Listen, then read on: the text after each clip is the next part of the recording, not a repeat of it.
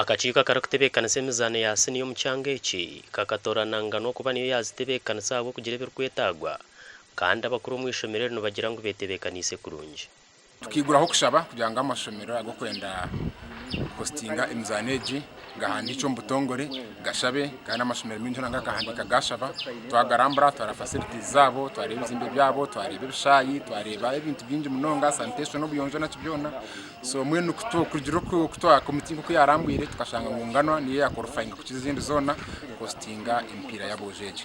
Umwanya w'usiteri y'abantu abashomero gaza kurara zurede zitegereze amashomero kujya kutahamu.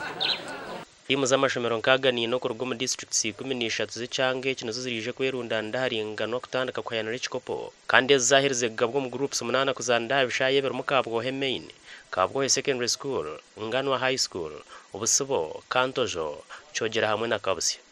Amazima go twetekatekere abo kuba Nganwa high school n'umwanya mahango yinena n'imyanya yo kubasa kurazamo abazana ubona barije kandi bakabasa kurazubwaje batateganisibwe. Timu inezera yebembero nzo zije kurabaho kujwekire cyange cyo mu Empaka za Uganda yona kwija kuba hari Nyakasura skuru mu kwezi kwa 5. Omugandi timu ya Platinum esingire all timers na goro 8 ari umushanjo kusumunana za penalty nuko twari ikikope kibire ncyayandwa timu 3 mu district ya Kazo kandi emezane giyo nezanirwa kishayi cya Kazo Model Primary School. Wamara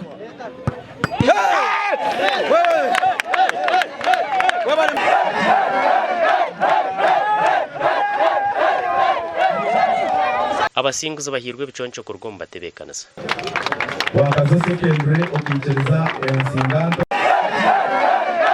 aba TV West and Aloysius Byamukama hamwe na Richard Nahabwe.